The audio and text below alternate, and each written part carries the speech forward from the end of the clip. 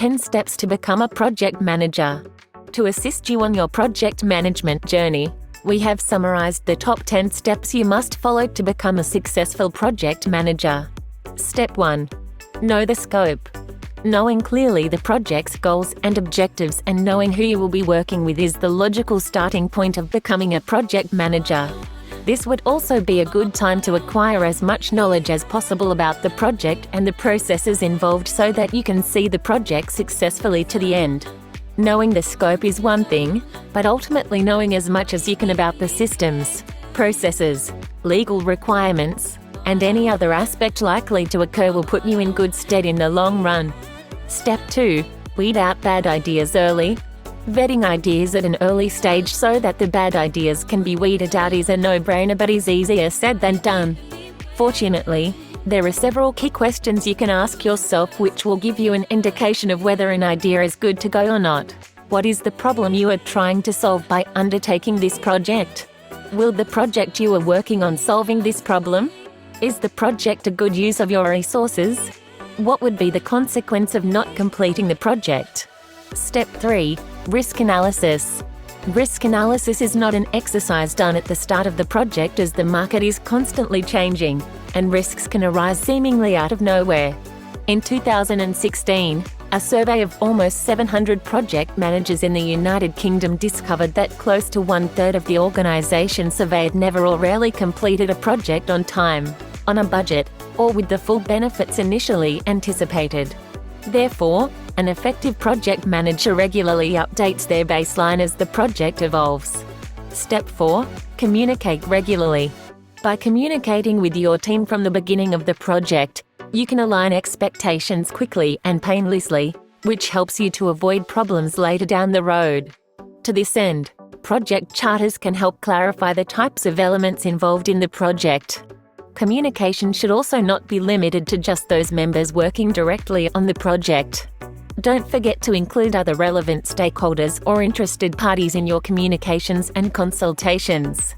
This can be done formally through weekly meetings and status reports or can be done through email updates. Step 5. Kick off the project. The next step to becoming a project manager, having completed step 4 above, is for you to kick off the project. This will require you to accurately work out your stakeholders and involve them in a kick-off meeting. This is a great opportunity to align everyone's expectations, as stated above, and get the project to gain momentum in the right direction. Step 6. Document and prioritize tasks. Documenting tasks does not need to be a complicated or costly process. By first having a great understanding of the project, as laid on in Step 1, you will be better able to itemize your team's specific tasks and improve how your team contributes towards the end goal. If you are unsure about the specific nature or is best suited to handle a task, becoming a project manager requires you to find out. Don't be afraid to ask. Research and search online for a project plan template that suits your project if necessary. Step 7. Manage the agreed upon scope. Just because someone has come along and told you to add a task, remove another, or include a consideration that you had not originally included in your project plan does not mean you need to automatically accommodate those requests. Becoming a project manager requires you to do just that. Manage. Do some research where possible to work out how this new scope will affect the end goal, meeting your deadline, and whether or not it will change the fundamental nature of the project. Step 8. Know when to escalate issues. The key thing to note here for any project manager is to keep a cool head. A problem that may seem like a major problem may, in fact, have a simple and timely solution, provided it is not escalated unnecessarily.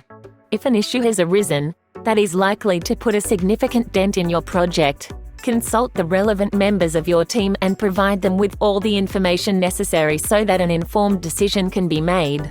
The skills required for successful project management can be found in our everyday lives. Step 9. Kill distractions. You shouldn't deviate from your list of priorities in Step 6. As the project unfolds, it is natural that something you may not have anticipated as being integral to the project has suddenly become that much more important. In that case, consult and do your research before making any impulsive decisions.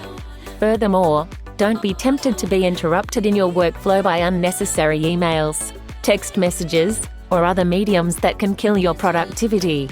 Step 10. Wrap up. Debrief and learn from your mistakes. Don't be in such a hurry to move on to your next project even after your current project is all but completed. Now is the time to self-reflect. Are the stakeholders happy with the outcome? Did you meet your goals? What went wrong along the way? Understanding the errors, what worked well, and what could be improved upon will enable you to become an outstanding project manager. Likewise, if the project doesn't work out the way you intended, you can embrace the failure as part of the learning process. As Thomas Edison once reportedly said, "I have not failed, I've just found 10,000 ways that won't work."